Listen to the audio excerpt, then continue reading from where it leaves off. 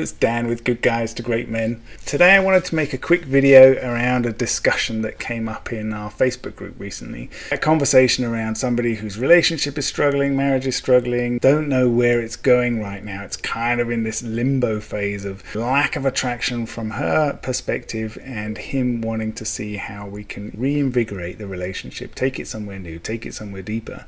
You know, we may be in something similar. So what happened in this relationship? The phrase "be a man" has come up. So we've all heard this, I've heard this, many of you will have heard it. Man up, be a man, grow up, all of these kinds of things. Now, firstly, where they come from is actually from more of a place of shame in the other person. The other person is feeling some kind of pressure, some kind of discomfort, some kind of judgment, and so they're pushing back, right? And so it comes out as "be a man." That's the first thing to recognize. It's not actually really about you the way it comes out most of the time. But what does it mean? Because it is a useful thing to understand. Be a man, if a woman was to be able to explain what that really means, is I want you to be confident in yourself. I want you to know who you are. I want you to know why you do the things that you do. I want you to understand the decisions that you make. I want you to take full responsibility for those decisions. I want you to take full responsibility for how you're feeling and what you want and the direction that you want to take stuff, the intention that you have behind everything. And finally, and most importantly, I want you to be able to stay consistent when my moods fluctuate and change. That's what they really want. Be a man is, I want you to be confident in yourself. I just want you to trust yourself. I just want you to know how to stay grounded, how to stay consistent, how to be stable. That's what be a man means. I want you to be confident in yourself. Well, I want you to be confident in yourself is something that we hear all over the place, all over the web, and there's so many different things. Just be yourself, etc., etc., etc. Being confident in yourself, I always like to bring back to confidence is not a prerequisite. Confidence is a result. And what's the prerequisite that creates confidence? It's courage. So courage in what?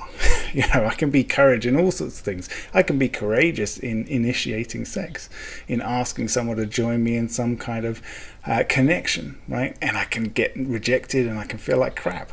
And I'm not feeling confident then. Right, so this is where we kind of trip ourselves up as men a lot of the time. Our confidence, we're looking for it in the wrong place. We're looking for it in a result that somebody else controls. Whereas we should be looking at it in the action that we take, or rather the motivation and intention to take action. So this then comes down to our own sense of self. Sometimes I'll talk about this like courage in yourself. To be confident in yourself is to have courage in yourself. But again, courage in what? In myself, in my sense of self. Or what is a sense of self? A sense of self is my values, my beliefs, my morals, the things that motivate my actions. That's my sense of self. So if I'm clear in those, then I can start to be courageous in those. But if I don't know what those things are, or, and this is often the case, I'm just doing what I think other people need. So actually my sense of self is fully determined by how other people are reacting to me, telling me what they want, etc., etc., etc. Which is fine to a certain degree. In a job, you need to be able to respond to those kinds of things. I can show up in this way, you pay me for that.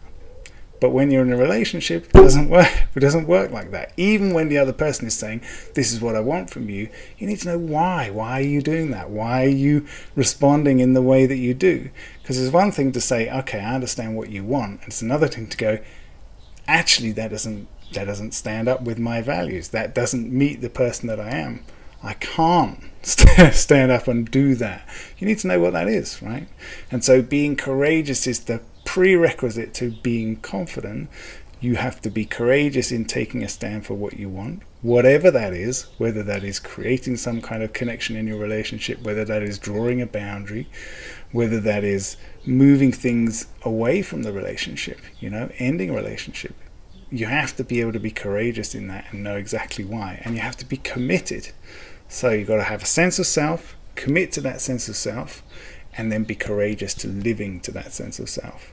And what is amazing is the way that we see when men do really get this, when really do understand and commit to this work and get clear on it, the way that people respond to them. Firstly, their kids respond completely differently to them, because kids don't carry any baggage. You know, kids are willing to accept you however you are right now.